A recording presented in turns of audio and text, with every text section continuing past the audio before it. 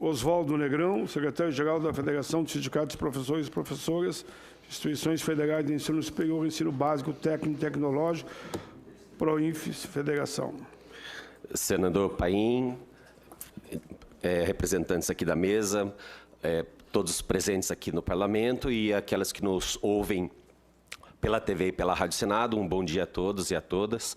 É um prazer estar aqui. Eu represento o professor Brandão, presidente do Proifes, que nesse momento está em viagem à Colômbia, em Bogotá, na Colômbia, para o encontro da IEAL, que vai ter um encontro internacional para o debate exatamente na questão da privatização na educação, que é um movimento, na verdade, que a gente precisa debater aqui no Brasil, mas ele é um movimento que está acontecendo, em especial, em toda a América Latina.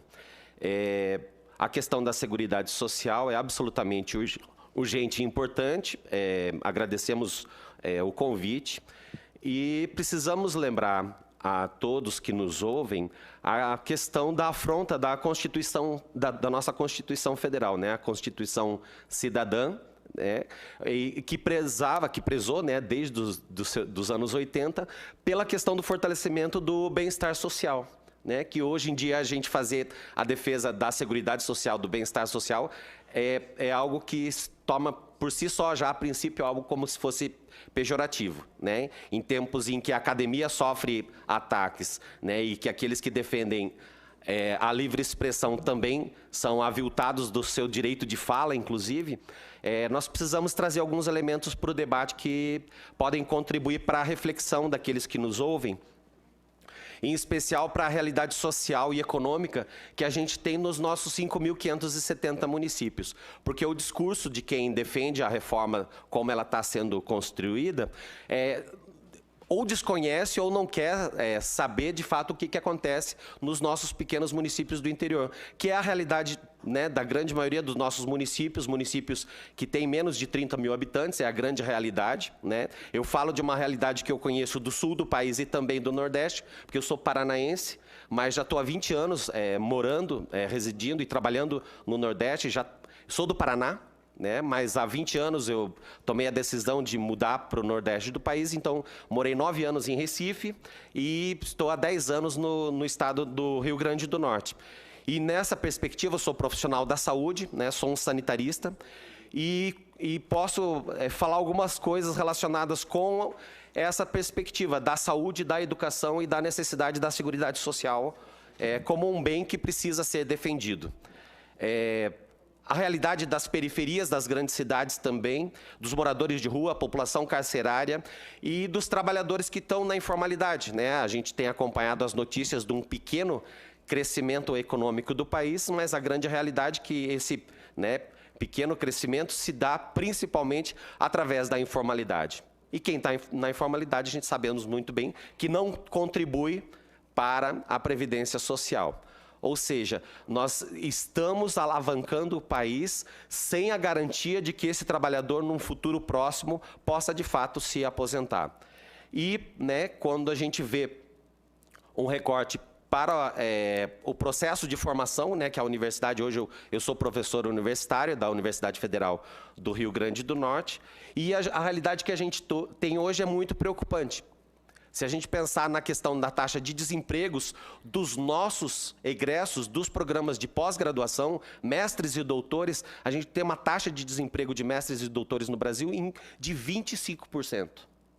Porque nós vemos um país que está num processo acelerado de desindustrialização e, né, a perda acelerada de cérebros que estão saindo, né, estão evadindo do país justamente por falta de oportunidades de emprego.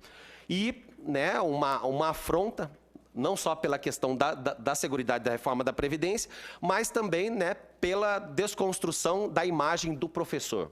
Né? Hoje a carreira do professor está sendo ameaçada, né? O projeto Futurice, né, ele cola literalmente com a reforma da Previdência, assim como as reformas trabalhistas. Né? E como a gente acompanha o trabalho aqui do Senado, a gente vê, na verdade, que tudo isso se encaixa com a Emenda Constitucional 95. Né? Então a gente precisa entender que existe um projeto por trás disso tudo, que é exatamente da teoria do Estado mínimo que está sendo colocada em prática. Né? Então, a desvalorização dos professores, em especial das professoras, né? A gente vê na reforma da Previdência que as mulheres, né? Se a gente pensar na educação, no ensino fundamental e na educação básica, quase que 75% dessa massa de trabalhadores são mulheres, né? Mulheres que têm uma dupla jornada, é a realidade da população, é a realidade desse perfil, né, da classe trabalhadora, e elas vão ser mais prejudicadas ainda com as propostas que estão sendo estabelecidas.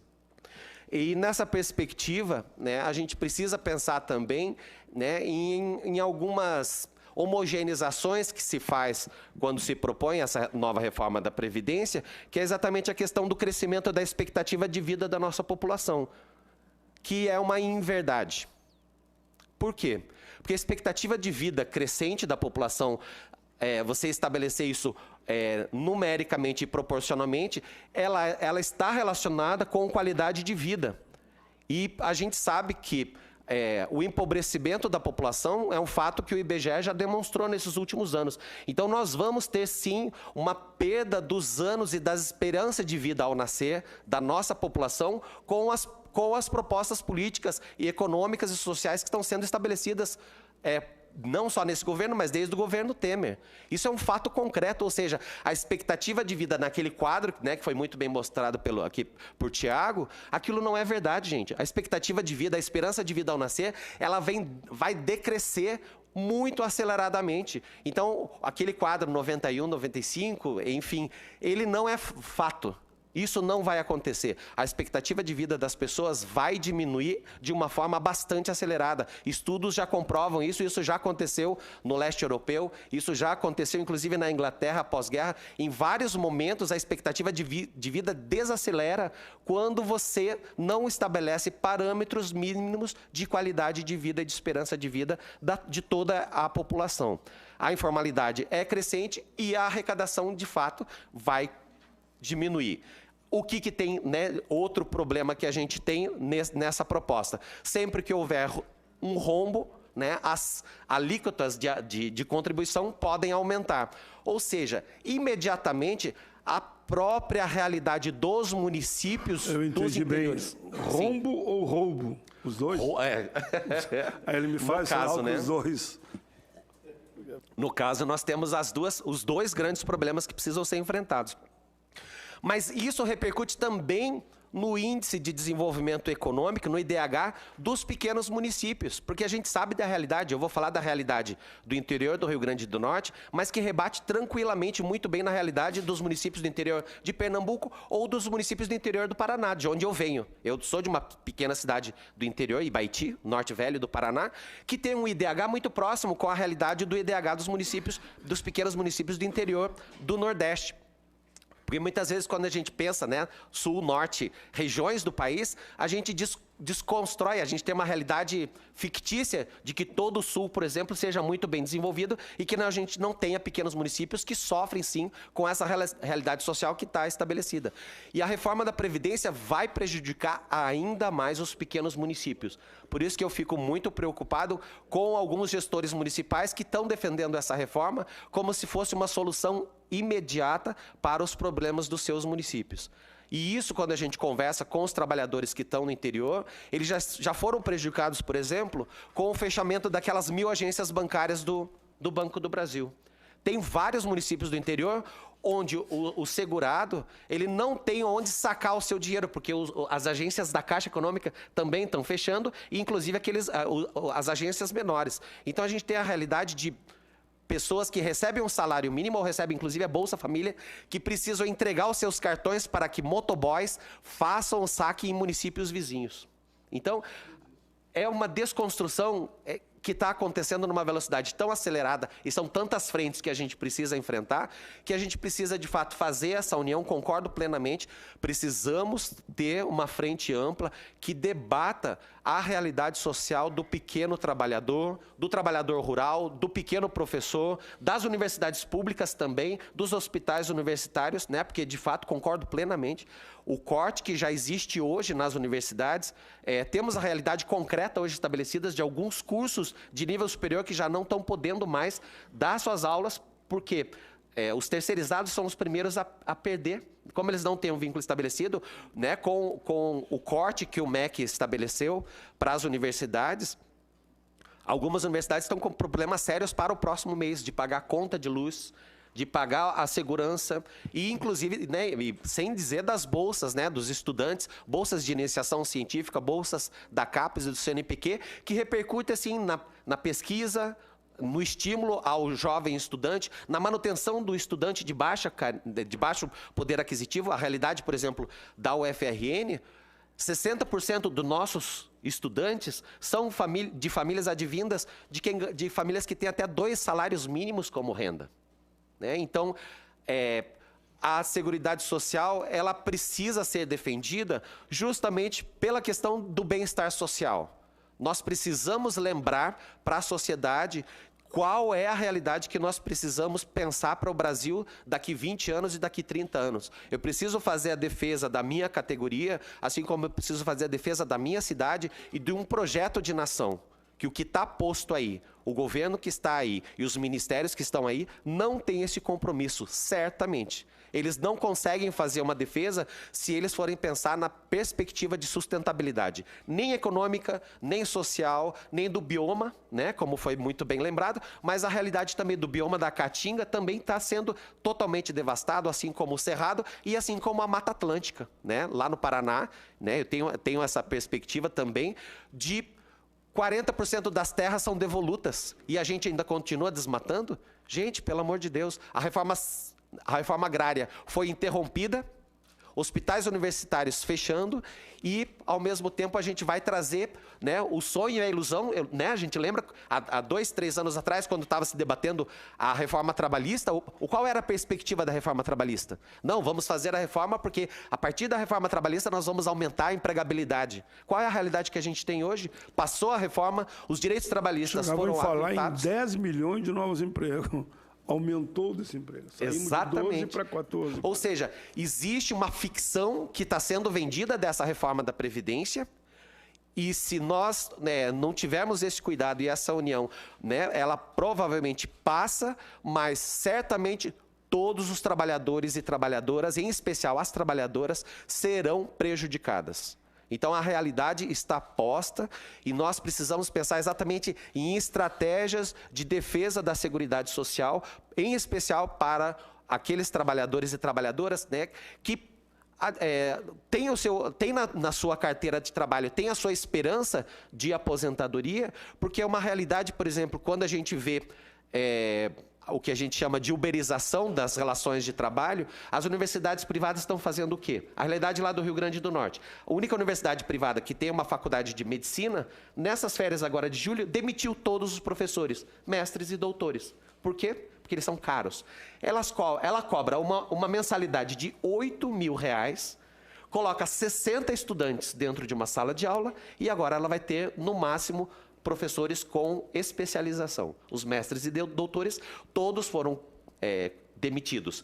Qual é a nova relação que eles fizeram agora? Microempreendedores individuais. Ou seja, os professores que dão aula nesse curso caro de medicina, de R$8.000 de mensalidade, não tem qualquer tipo de vínculo empregatício. Eles recebem pela hora dada dentro da sala de aula. Como se nós, professores, não precisássemos preparar a aula, não precisássemos corrigir prova, não precisássemos nos manter atualizados com tudo que tem de mais novo para a gente ter uma excelência no processo formativo, que é um processo social e que é um projeto de nação e de Estado, se a gente tem, de fato, perspectiva de ter a preocupação com as próximas gerações que ainda estão no porvir. Para finalizar, o Proinfos Federação se coloca, né, sempre na luta e à disposição para esse debate e para os demais debates, porque nós precisamos ter essa perspectiva de enfrentamento, né, da projeto de lei, né, ou, enfim, da MP que está para chegar com o Futurice, juntamente com a defesa da reforma da Previdência e as novas reformas trabalhistas que ainda estão certamente sendo pensadas e estabelecidas por um governo que só pensa em números. Não pensa em números. Se você espreme, né, o que você tem aí estabelecido com esse novo governo, nada mais é do que um perfil economicista muito frágil, por sinal, né? Os Chicago Boys já fracassaram no Chile e estão tentando vender o mesmo projeto fracassado de 30 anos atrás como se fosse algo novo para a nossa nação. Muito obrigado. Muito bem, muito bem.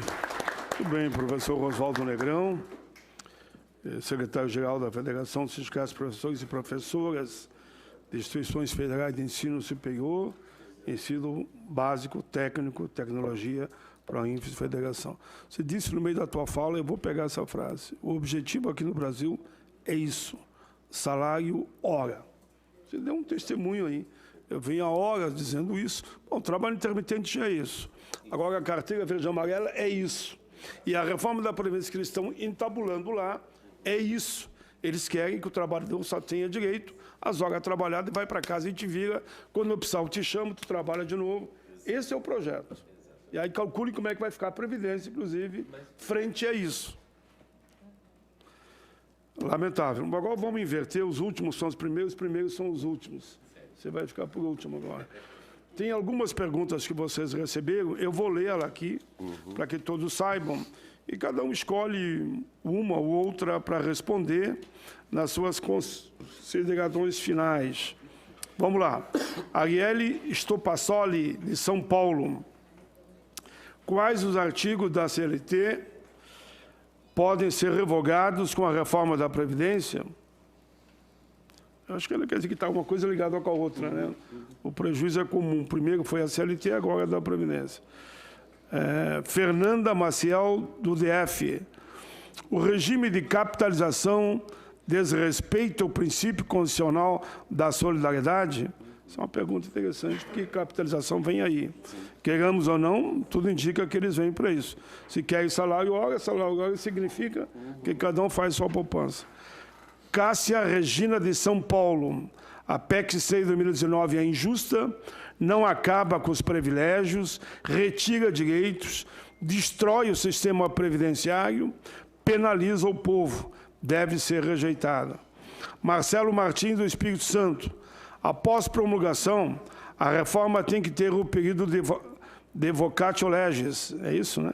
Vocatio legis.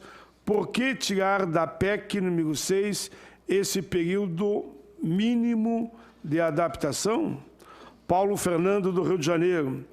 Ter um modelo de capitalização público seria muito bom, ainda mais se tivesse a opção de escolher se quer fazer parte.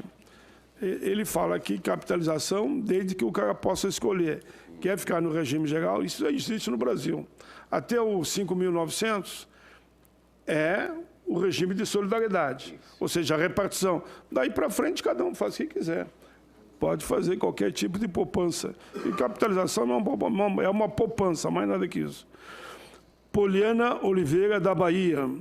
Entendo que a intenção é arrecadar dinheiros aos bilhões, mas não faz sentido ver pessoas acima de 50 anos trabalhando, pagando, enfim. Raquel Costa, do DF. Com a criação do sistema de capitalização individual, o governo não está agravando e acelerando o problema da nossa pirâmide etária? Na verdade, é uma pergunta, né? Está afirmando que isso é que poderá acontecer. Edivaldo de Souza, da Bahia. Atender às expectativas da população, a proposta da reforma da Previdência e o plano econômico do governo alcançará essa possibilidade?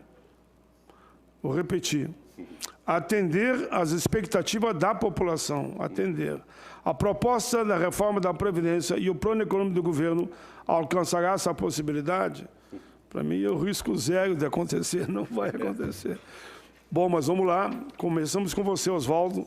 Oswaldo Negrão, Proinfes. Obrigado. Então, vou responder exatamente essa última pergunta, né? Posso dizer com muita tranquilidade que eu tenho certeza que não. Por quê? O que está posto como reforma da Previdência e plano econômico do governo, como eu disse anteriormente, está concatenado com a Emenda Constitucional 95. Nós estamos apenas no segundo ano de vigência da Emenda Constitucional 95 e a gente já percebe a desestruturação, né, do Sistema Único de Saúde, da educação pública, da Seguridade Social, inclusive da segurança pública, né? Ou seja, aquelas propostas que o atual governo estabeleceu como metas que ele iria enfrentar no seu programa, né? Programa de governo, se é que pode dizer, aquele conjunto de informações que eles colocaram, não serão realizáveis, gente. Não serão realizáveis. O que tem de proposta para o ano que vem já é mais preocupante, inclusive, do que a gente tem de orçamento 2019. Se 2019 CAPES não fecha a conta, as universidades públicas não fecham conta, né? O Plano Nacional de Segurança não vai sair do papel porque não tem recursos. Então, não tem como você estabelecer um plano econômico que seja o carro-chefe de todo o seu plano de Estado. Se você tem um modelo de Estado em que você privilegia, né, o pagamento, por exemplo, da dívida, e os bancos nunca tiveram tanto lucro como tem hoje, a conta não bate, a conta não fecha. Por isso que não tem como você ter uma resposta para a população em que estruture de fato a seguridade social, o bem-estar social, saúde, segurança, educação, transporte de qualidade, e um plano econômico que está exatamente em caminho oposto. Então, não fecha, né? É absolutamente impossível. A outra questão nós temos que ter a clareza de qual estado que nós temos. E isso precisa ser relembrado à população. Você dizer aí o nome da... Sim, foi Edivaldo de Souza, da Bahia. A última. E agora? E agora, a Fernanda Maciel, do Distrito Federal, que ela pergunta se o regime de capitalização diz respeito ao princípio constitucional de solidariedade, né? É o que já foi colocado anteriormente. Você ter o princípio de solidariedade é justamente a gente ter essa perspectiva de um bem-estar social. O princípio de solidariedade é nós podermos contribuir para que as pessoas, mesmo aquelas que não conseguiram contribuir dentro de um determinado período, possam ter uma renda mínima, certo? Só que quando você estabelece tetos tão altos para a idade mínima, aí você tem um problema sério, por exemplo, com cortadores de cana, com professores que estão na educação básica. Vou trazer um exemplo pessoal rapidamente. Eu comecei a trabalhar com 10 anos de idade, como office boy no interior lá do Paraná. Dos 10 aos 17, eu não contribuí, porque eu recebia... Era um bico, né? Que a gente chama de bico hoje. Eu ganhava meio salário mínimo. Então, não conta para o meu regime de previdência. Dos 17 até os 24 anos, eu tive um processo de formação, né? Fui fazer minha faculdade, saí do interior e fui morar e trabalhar na capital. Eu sempre precisei trabalhar e estudar ao mesmo tempo. Fiz uma faculdade noturna porque eu precisava pagar literalmente minhas contas. Ou seja, eu comecei a contribuir de fato aos 26 anos de idade. Comecei a trabalhar aos 10, mas desse intervalo dos 10 aos 25 não conta para mim. Certo? E isso, na realidade, não é minha. É de uma grande maioria da população brasileira. E isso está posto. Ou seja, meu tempo de contribuição começou aos 26 anos de idade e foi até os 28. No período do FHC, eu resolvi fazer mestrado. Não tinha licença com vencimento. Então, o que eu precisei fazer? Pedir demissão da Prefeitura de Curitiba, da qual eu fui concursado. Eu era dentista, concursado da Prefeitura de Curitiba, mas eu resolvi que eu ia fazer mestrado, apesar de todas as questões que eram contrárias a isso. Então, eu saí da Prefeitura de Curitiba e fui para Natal, que na época era o melhor mestrado em saúde coletiva que tinha na época, estava entre os melhores do Brasil, e eu fui para lá. Fui lá passar 2 anos. E nesse intervalo, depois eu fui morar em Recife, trabalhei como CLTista e estou há 10 anos na UFRN. Ou seja, eu vou entrar exatamente... Sou um profissional de terceira geração, né? Teria, no período meu de aposentadoria, né, um cálculo que agora vai ser adulterado pela nova proposição e não entro naquele quadradinho lá. Então, eu provavelmente vou trabalhar até os 75 anos de idade se as universidades continuarem como estado que existe ainda hoje. Porque o que tem de proposta do Futuris, que a gente precisa debater mais adiante, nada disso é garantido. Eu posso tranquilamente entrar nessa linha dos grandes desempregados depois dos 60 anos de idade. E pela regra que a gente tem aqui da Previdência, eu tenho que arrumar um jeito, tenho que me virar para continuar contribuindo até os 65 ou 70 anos de idade. É inviável para a massa de trabalhadores desempregados, como já foi dito anteriormente, aqui no Brasil. Obrigado. Muito bem, Oswaldo Negrão, Proinfes, Federação.